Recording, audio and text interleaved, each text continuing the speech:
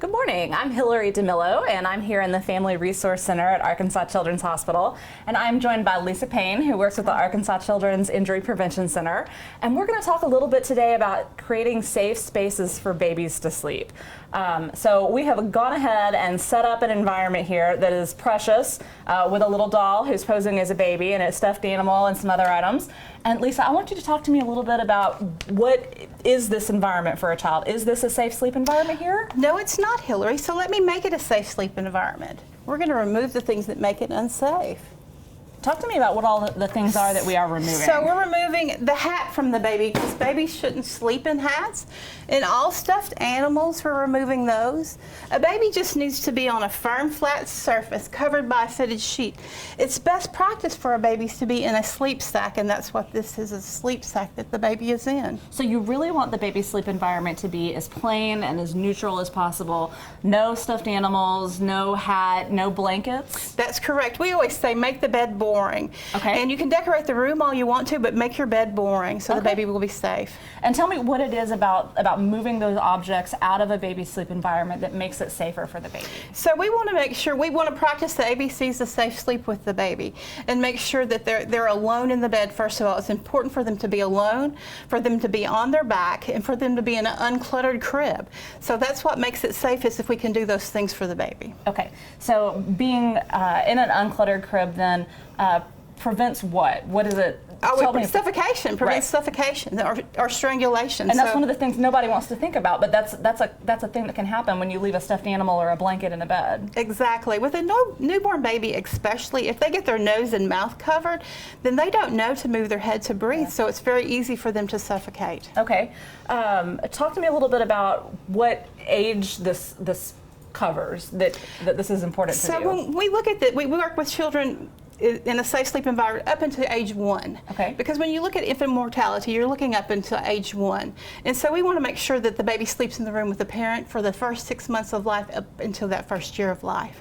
And they're going to be safest if they stay, if we start them out on their back and they're in that safe sleep environment on their back to start with. So ABCs of safe sleep: alone in the crib, on your back, and in a crib that's clutter-free. That's the ABC. That's correct. Okay. Talk to me a little bit about this blanket, the sleep sack that we've got this baby wrapped up So in. this sleep sack happens to have a built-in swaddle, and it velcros and it stays into place, so it's not dangerous for it to get loose and get up around a baby. Even when you swaddle a baby in a blanket, it can get, even a newborn baby can get it loose, and like I said earlier, if anything covers that nose and mouth, they don't know to move their head to breathe, and so they can easily suffocate. Okay. Obviously now we understand this is important to do in your own home. Exactly. I would imagine that it's important to have a conversation about this with other caregivers, because we're not the only people that take care of our child every day. There's babysitters, there might be a friend of the family or a grandparent who certainly means well, but who's used to having just gorgeous fluffy bedding from their generation. You're so correct, and especially if you're dealing with someone older, you want to make sure that you educate, and you want to make sure that they know those ABCs of safe sleep. And we're doing some education in daycare centers now as well, so that folks know that babies need to sleep on their back. They need to sleep alone. They need to make sure that you don't have anything in their crib. It's totally uncluttered. Okay. I think we're going to go one more time through the example of safe sleep. If we can talk about the items that were in the crib, and just a little bit more about what are the items that we would want to move away from a crib and make sure that they're not a part of it. So you want to make sure that there's no stuffed animals in the bed. No stuffed animals in the bed, okay? No stuffed animals. You want to make sure there's no books or toys of any kind that are in the bed. Excellent. You want to make sure that there's no blankets, no loose blankets in the bed. And you want to make sure that the baby doesn't have a hat on when they're sleeping as well, because a hat could also, if a hat gets off the baby's head, it could cover their nose and mouth and they could suffocate.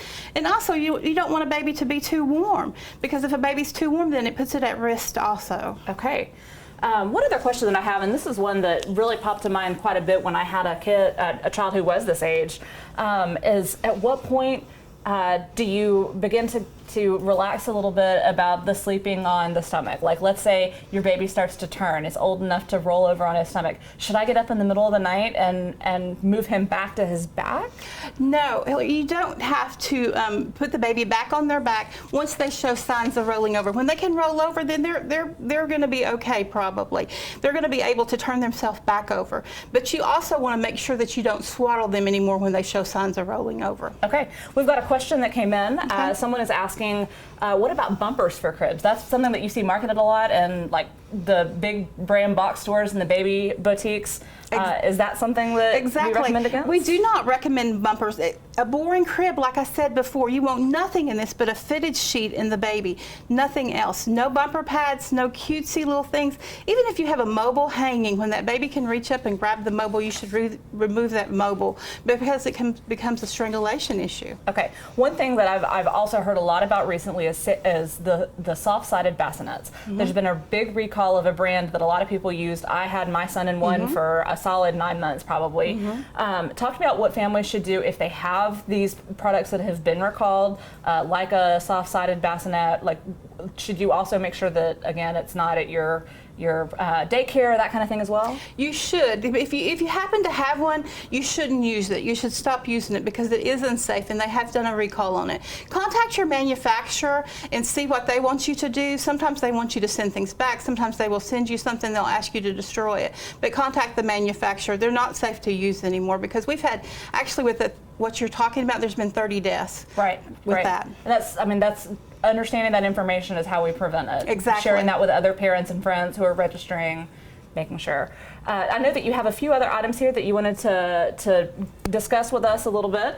So what else have I not asked you about safe sleep and about keeping a baby safe? So one thing that folks get really kind of confused about is for babies, when babies are laying on their stomach, they think that that's really will keep them from choking. And honestly, that's just the opposite because of where the trachea and the windpipe are located. That if a child spits up, the spit up could actually go into the trachea or the windpipe. And so a baby's much more likely to choke if it's laying on its stomach as opposed to laying on its back. Okay, excellent. And this is a wonderful board book that, as far as when you're doing education with families, especially if you're doing it with older folks, it has do's and don'ts on it. They're great. They're very simple, and it's like, do this, don't do that. And so it's really spells it out as far as what you should do and what you shouldn't do for safe sleep. Where can people find a copy of this book? Well, actually, if they contact me, I can send them a copy of the book.